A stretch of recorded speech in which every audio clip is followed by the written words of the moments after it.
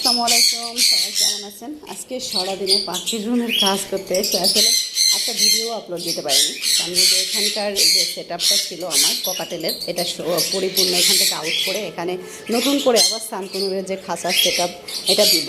তো অলরেডি আমি নিয়ে এসেছি, এখানে কাজ করব। আর এখানকার যে 4 পিস খাঁচা ছিল সেটা ওই যে ককাটেলের এই সেট আপের উপরে দিয়ে দিছি, ওই যে ওখানে দুটো দিছি। আর এদিকে আমি নতুন করে আবার সানকুনুরের জন্য খাঁচা রেডি করে নিয়ে এসেছি আমার বাচ্চা রাখার জন্য, টেম পাখিগুলো সাথে টেম ককাটেলে বাচ্চা রাখার জন্য এখানে ব্যবস্থা করেছি।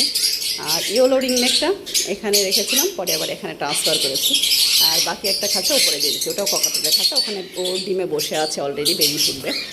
আর সেই যে মূলত আমি পুরো খামারটাকে আওলাইছিলাম আজকে, আওলাইয়ে পুরো খাঁচা সেটিং, খাঁচা টাছা বেঁধে তারপরে মোটামুটি রেডি করতে পারছি যতটুকু পারছি।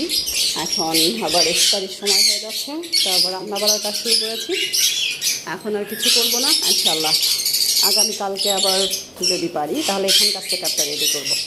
সবাই দোয়া করবেন, সবাই ভালো থাকবেন, সুস্থ থাকবেন। আল্লাহ হাফেজ।